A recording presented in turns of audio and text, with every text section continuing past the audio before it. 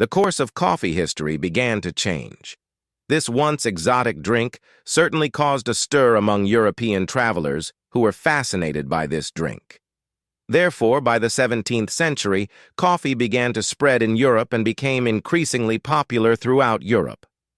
The history of European coffee begins in Italy, where it was imported from the Ottoman Empire. Venetian merchants in particular contributed to the widespread spread of coffee in European regions, and in 1645, the first European coffee shop was opened in Venice. Drinking coffee has become an ostentation, especially for the wealthy.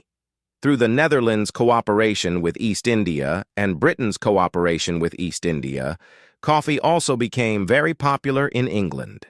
The first coffee house in England opened in Oxford in 1651, and many others quickly followed, particularly in London.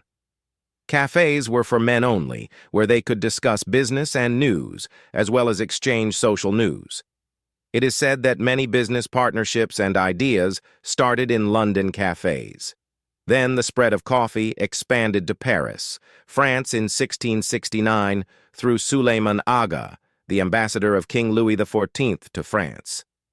He brought a large quantity of coffee bags, which she described as a magic drink. Just 2 years later, in 1671, an Armenian named Pascal opened a coffee stall at the Saint-Germain Fair. Visitors soon began searching for Petit Noir, a name that is still popular, and this marked the beginning of Parisian cafes, which of course was the beginning of cafes opening throughout France. Over the next 30 years, coffee became a cultural staple in Austria, Germany, Spain, and the rest of Europe.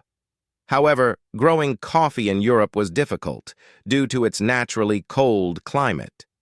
European traders later began growing coffee elsewhere,